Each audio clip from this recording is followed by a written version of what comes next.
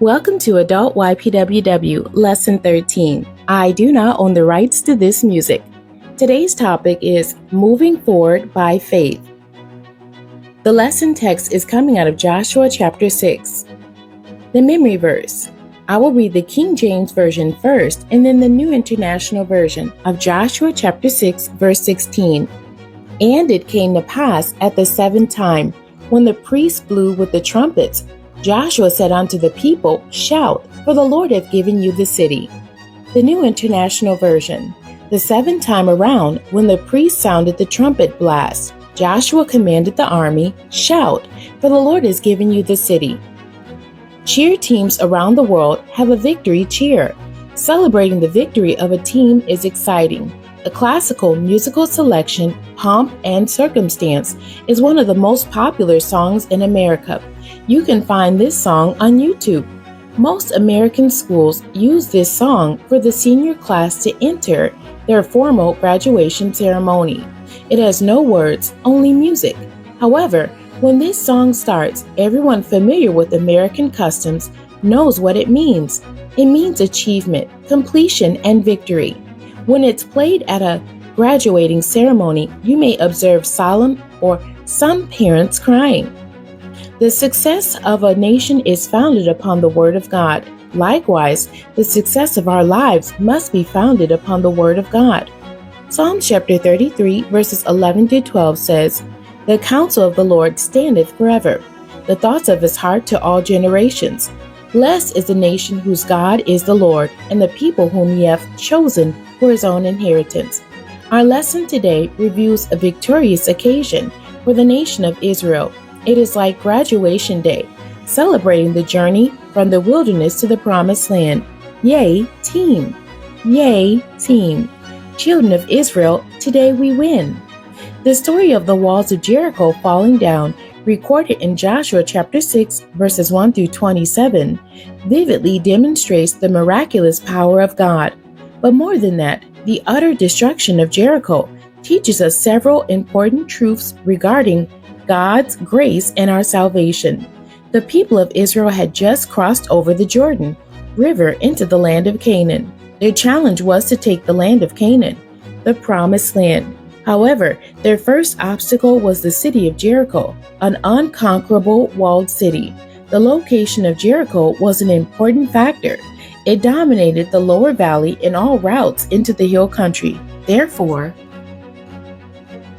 its capture was critical for the Israelites to have unthreatened access to the promised land. In ancient warfare, such cities were either taken by assault or surrounded, and the people were starved into submission. Its invaders might try to weaken the stone walls with fire or by tunneling, or they might simply heap up a mountain of earth to serve as a ramp. Each of these methods of assault took weeks or months, and the attacking force suffered heavy losses. However, the strategy to conquer the city of Jericho was different.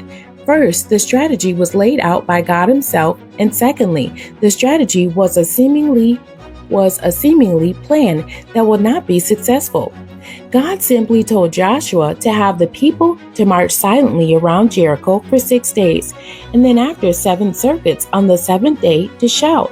The people followed Joshua's directives explicitly, and the walls of Jericho fell flat.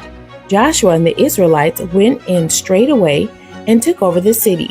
Joshua knew that success was a gift from God, not necessarily a product of knowledge. He knew that the finest warriors with superior skills, empowered by God, will always win. The conquest of Jericho was a battle initiated by God's command. The Israelites were led by priests carrying the Ark of the Covenant and marching around the city. Then they sounded the trumpets and cheered. These collective 3 acts, paired with God's divine intervention, summarizes this event. In addition, the conquest of Jericho was also a psychological war, as it was a physical effort on the part of the Israelites. For 6 consecutive days, Jericho was circled in silence without attack. They were commanded not to shout or make any noise and to say nothing until Joshua gave them directives. It is also important to mention that Rahab helped Israel by hiding spies in her home. She was rewarded by being spared from the destruction of Jericho. Lastly, we learned that faith without works is dead. We should do exactly what God says and keep His commandments. Joshua and the Israelites carried out the commands of God and won the victory over their enemy. It is the same for us today. Through our faith, we are compelled to obey God. Then we can expect God to give us victory over the enemies we face throughout our lives. When we are faced with seemingly insurmountable odds, we must learn that our Jericho victories are won when our faithful obedience to God is complete. While God uses the knowledge we have acquired, His greater concern is that we follow His directives. There is a vast difference between God's way and the way of man. Although their faith had frequently failed in the past, in this instance, the children of Israel believed and trusted God and His promises. As they were saved by faith, so we are today saved by faith. Our faith must be evidenced by obedience. The questions for today's lesson. Number 1. What have you observed about the leadership style of Joshua? And what made him a great leader? Number 2. Discuss the fall of the Jericho walls. What type of shouts and cheers do you think the Israelites chanted? And create a cheer for this event and share it with the class.